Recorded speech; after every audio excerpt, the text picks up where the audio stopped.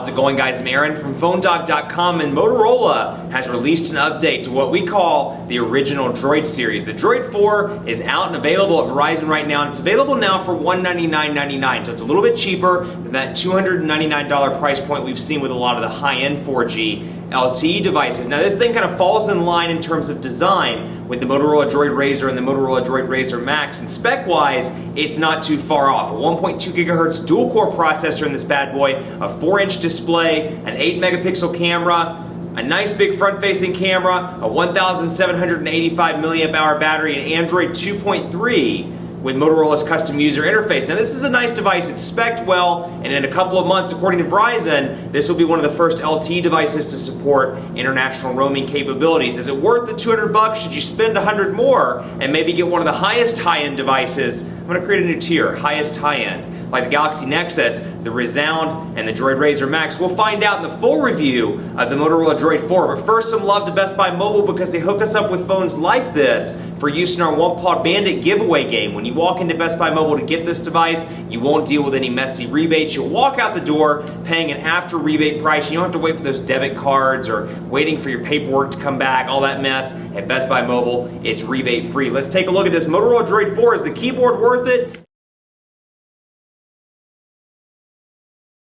In terms of the applications, like I said in part one, you got a pretty similar approach here that you've seen on the DROID Razr and the DROID Razr Max. The phone application looks pretty much the same here with the island numeric keys. You've got your recent stuff, your contacts and favorites all up here, and you can see some contacts that I have in here. Now, if you're really a nerd for specs or really a nerd for these kind of granular changes, you're going to notice that the actual icons are a little bit darker on the DROID 4 than they are on the DROID Razr and DROID Razr Max. But we can come in here to Phone Dog Aaron, for example, and that's a demo SIM card number I have. And you can see the contact history, the number itself, the company that person works for. You can see that I favorited myself. Apparently, I think I'm awesome, so I favorited myself, apparently, according to this. So, Phone Dog is a company. Call, mobile, text message. I've got a lot of different options there. And then once I have a history of calls and text messages, I can view the contact history from there. And on that note, Verizon does offer visual voicemail. It's $2.99 per month, and you can take advantage of that feature if you want to. So like I was saying in part one, pretty zippy here, and it comes with an 8-megapixel camera with 1080p HD video recording. Now check out the site to look at the 1080p sample that I did, because it was pretty impressive given this device's point at $199.99. I was pretty impressed with the sound and the audio, and the still image has been pretty decent as well. So we'll come in here. There's no physical camera button, but I'll come in here and use the 9900 that I just happen to have on my desk, and I'll press and hold, and it'll focus in, and it's having some issues focusing in. Let's try this again. There we go, so we can focus in. Of course, there's a lot of light shining down on this, but you can see what it looks like right here. So pretty decent picture. Again, keep in mind this device is $199.99. It definitely goes head-to-head with a lot of other Android devices on the market, like the Skyrocket from Samsung, and just to name a few, Skyrocket, you got the Galaxy Note.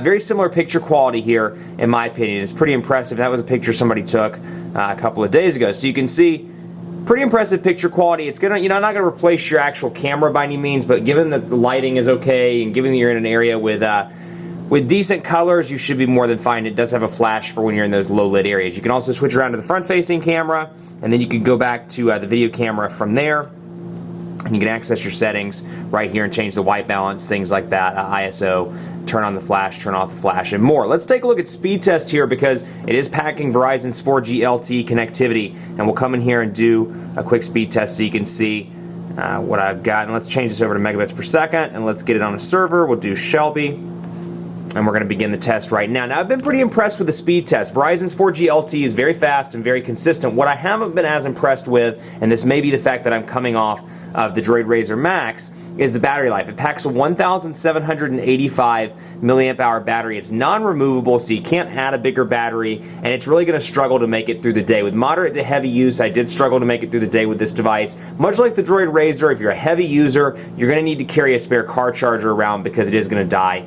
relatively quickly. If you're a really heavy user, you text, you email, you call a lot, I'd recommend the DROID Razr Max with that 3,300 milliamp hour battery. But that's the real kicker here, is the non-removable 1,785 milliamp hour battery. Call quality has been exceptional on this device, and you can see a weirdly slow upload speed and a download speed. Let's switch servers, because that's actually slow enough to where it's a little bit odd. Let's go to Chester, South Carolina, and see a pretty decent ping, but download and upload were pretty unimpressive. But what I was saying, call quality, very decent. Motorola has always done a great job with wireless radios. This is no exception. Very good in call quality. Earpiece is nice and loud. I took it to Verizon Dead Spot in Northeast Charlotte near the University of North Carolina at Charlotte, obviously.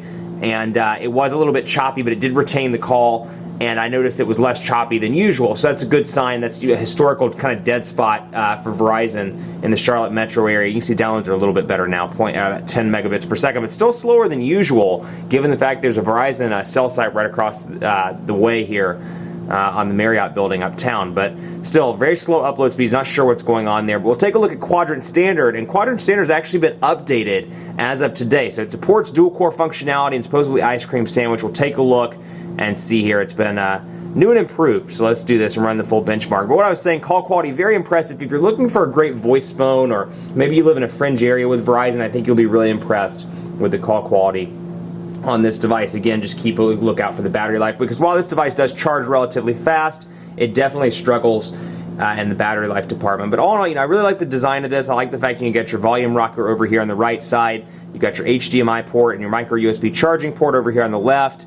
You got your 3.5mm headphone jack up top here, your power button, and all in all, it's a pretty impressive design that fits right in line with the existing devices. And of course, it supports Moto Print and Moto Active as well, which is a nice touch. But feels good, not too thick, but still easy to hold in the hand. So we're waiting for this to load up right now because I want to run this test and see how it performs. So put that down. Maybe if I put it down on the desk, it will shake it a little bit, make it do its magic here. The Quadrant Standard has been updated. I've been working with it with a couple of other devices all day, and it seems like it's reporting a little bit more accurate scores for these devices that have dual-core processors. So it's loading. It's taking its sweet time. I don't know what's taking so long here, but we'll get it to load up. Come on now. Let's go into testing. Let's do this. There you go. Into the testing we go. And it's going to be an interesting sell here, because this device is $199. The Droid Razr, which was just bumped to the $199 price point, is right there, that $200 mark.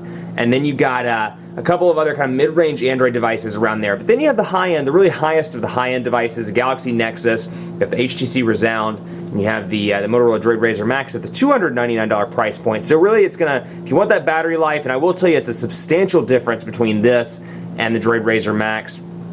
Take advantage of the DROID Razr Max for that big battery life. Otherwise, you need the keyboard. This is a great device with a really strong keyboard. Let's load this up. Benchmark result, and you'll see that it's changed as well in terms of design here. 2,207 on Quadrant Standard so far. So 2,207, take that with a grain of salt. That's not indicative of everyday performance, but still, they've improved their testing just a little bit. So otherwise, a very responsive device. I've been really pleased with it. For $200, it really is a decent deal, considering all these other devices are $300. I think you'll be really happy with it. Let's do a quick YouTube video, because I want to show you, pull up YouTube, I want to show you what content looks like on this device. So we're going to load up Phone Dog, Phone Dog, just to show you. And we'll go to the Galaxy Note versus the Galaxy Nexus dogfight. So you can see here, and we'll show you what content looks like. 4-inch display here makes it pretty easy to see content. It's not too big, not too small.